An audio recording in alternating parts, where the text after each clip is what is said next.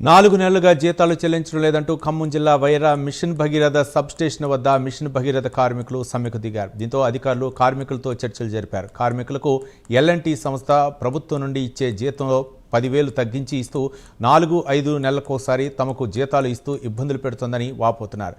దీనిపై మరింత సమాచారం మా ప్రతినిధి రజనీకాంత్ అందిస్తారు. నియోజకవర్గాల్లో పనిచేస్తున్న మిషన్ భగీరథ కార్మికులు సుమారు 415 మంది కార్మికులు ఒక్కసారిగా మెరుపు సమ్మెకు దిగారు. దీనికి సంబంధించి వైరా మిషన్ భగీరథ కార్యాలయం వద్ద మాత్రానికి ఖమ్మం జిల్లాలోని పాలేరు నియోజకవర్గంతో పాటు వైరా నియోజకవర్గం, సత్తుపల్లి, మధుర నియోజకవర్గం సంబంధించిన 5 నియోజకవర్గాలకు సంబంధించిన మిషన్ భగీరథ కార్మికులు ఒక్కసారిగా కార్మికులకు సంబంధించి 4 నెలలుగా వేతనాలు రావట్లేదంటూ వాళ్ళందరూ మాత్రం ఎల్ఎన్టీ కంపెనీ సంస్థ పరిధిలో ఇలా అవుట్సోర్సింగ్ పరిధిలో పనిచేస్తున్నారు. వీళ్ళందరికీ కార్మికులు జీతాలు ఇవ్వకపోవడంతో ఒకసారి ఈరోజు మెరుపు సమ్మె దిగారు. వారిని మరిన్ని వివరాలు వీరిని అడిగి తెలుసుకున్న ప్రధాని చెప్పండి, అసలు ఏం చేస్తున్నారు ఇక్కడ? ఈ మిషన్ భగీరథ కార్మికులకు 4 నెలలుగా వేతనాలు ఇవ్వకపోవడానికి కారణం ఏంటి? సార్, ఈ ఖమ్మం జిల్లాలో మిషన్ భగీరథలో 463 మంది కార్మికులు పనిచేస్తున్నాం. ఎల్ఎన్టీ కంపెనీలో ప్రతిసారి కూడా 3 నెలలు, 4 నెలలు, 5 నెలలకు వాళ్ళు జీతాలు ఇవ్వడం జరుగుతుంది.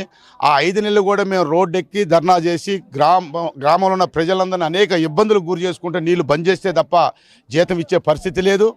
అదీ కాకుండా రాష్ట్ర ప్రభుత్వం దగ్గర నుంచి ఏదో కుంటి సాకులు చెప్తున్నారు, నిధులు రావాలంటున్నారు, లేకపోతేనే అగ్రిమెంట్లు కాలేదంటున్నారు. కార్మికుడు ఖచ్చితంగా 30 రోజులు పనిచేసిన తర్వాత అగ్రిమెంట్ ప్రకారం 5వ తారీఖు నాడు శాలరీస్ ఇవ్వాలా. కంపెనీలు అయినటువంటి LNT company, NCC company, Megha, కోయా, గజ ఇట్లాంటి అనేక రకాల పెద్ద పెద్ద కంపెనీలన్నీ కూడా 7-8 నెలలు, 6 నెలలు ఇట్లా ఇబ్బందులకు గురి చేస్తుంది. సబ్స్టేషన్ ఆపరేటర్లు అయితే ఎస్కెల్ట్రికల్ 12 నెలల జీతం ఇవ్వాలా. ఈ 12 నెలలు వాళ్ళు ఎట్లా బతుకుతారు, ఎట్లుంటారు అనేది అర్థం కావట్లేదు.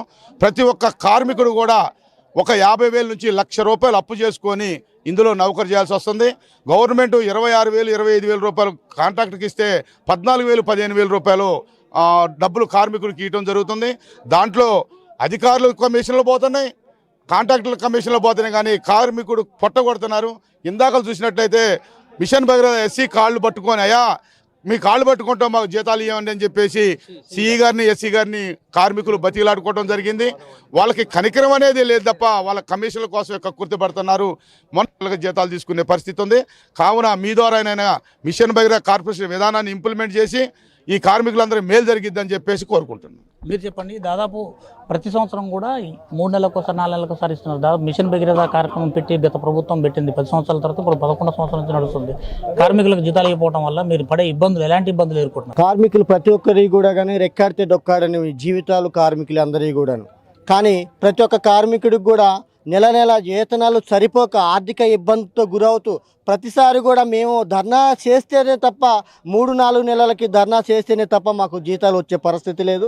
అదేవిధంగా కంపెనీ వారిని అడిగినా కానీ వాళ్ళు మాకు బిల్లులు కావట్లేదు, గవర్నమెంట్ అధికారులు అడిగినా కానీ మాకు పైనుంచి బిల్లులు కావట్లేదని వాళ్ళు సాకులు చెప్పుకుంటూ ఈ పబ్బాన్ని గడుపుకుంటూ వస్తున్నారే తప్ప కార్మికులకి ఎటువంటి న్యాయం కానీ చేయలేకపోతున్నారు. అదేవిధంగా ప్రతి ఒక్క నెలల్లో కూడా జీతాలు అడగటానికి ముందుకెళ్తూ ఉంటే మా మీద అనేకమైన చర్యలు తీసుకొని వాళ్ళ సస్పెండ్ చేయటం కానీ, లేకపోతే వాళ్ళకి వార్నింగ్ టైప్ కానీ ఇవ్వటం కానీ ప్రతి ఒక్క కార్మికుడిని ఆవేదనకు గురి చేస్తూ వాళ్ళ ఆర్థిక ఇబ్బందిగా గురి చేస్తూ ఉన్నారు. ఒకటే విన్నపం చేస్తున్నాం, ఈ ఏజెన్సీ వ్యవస్థను తీసేసి మాకు రెగ్యులేషన్ చేసి కార్పొరేషన్ వ్యవస్థను తీసుకురావాలని మేము గవర్నమెంట్ వారిని విజ్ఞప్తి చేస్తూ ఉన్నాం. సార్, మీరు చెప్పండి, దాదాపు మీకు అవుట్సోర్సింగ్ ఏజెన్సీ మిమ్మల్ని రిక్రూట్ చేసుకునేటప్పుడు 26,000 రూపాయలు అని చెప్పింది. మీకు దాంట్లో నోటిఫికేషన్లో కూడా స్పష్టంగా ఇచ్చింది. తర్వాత మీకు 14,000, 12,000, 13,000 ఇస్తూ మిమ్మల్ని చాలిన వేతనాలతో ఇబ్బందులు పెడుతున్నారు. ఏంటి పరిస్థితి?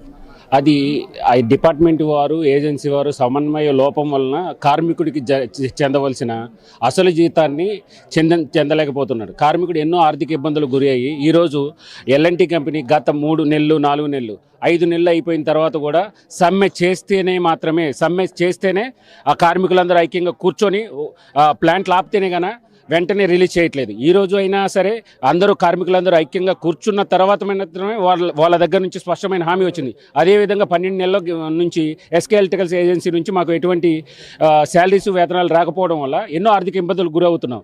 కానీ ప్రభుత్వం నుంచి రావాల్సిన గ్రాంట్ను కూడా వాళ్ళకి రిలీజ్ చేసి వెంటనే మాకు ఆర్థిక సమస్యలు లేకుండా చేస్తారని ఈ సందర్భంగా తెలియజేస్తున్నాం.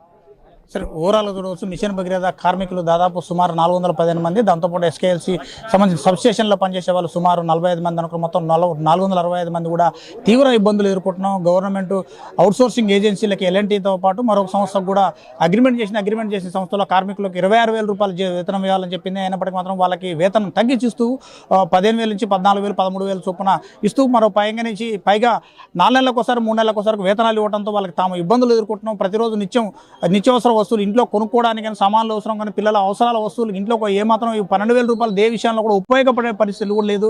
తాము ఇప్పటికైనా ప్రభుత్వం తీసుకొని దీనికి సంబంధించింది కూడా పూర్తిగా మమ్మల్ని అవుట్సోర్సింగ్ ఏజెన్సీని తొలగించేసి నేరుగా గవర్నమెంట్ ఎంప్లాయీస్గా కార్పొరేషన్ మిషన్ భగీరథ కార్పొరేషన్ తరఫున ఎంప్లాయీస్గా రెగ్యులర్ ఎంప్లాయీస్గా గుర్తించాలని మిషన్ భగీరథ కార్మికులు కూడా చెప్తున్న పరిస్థితి.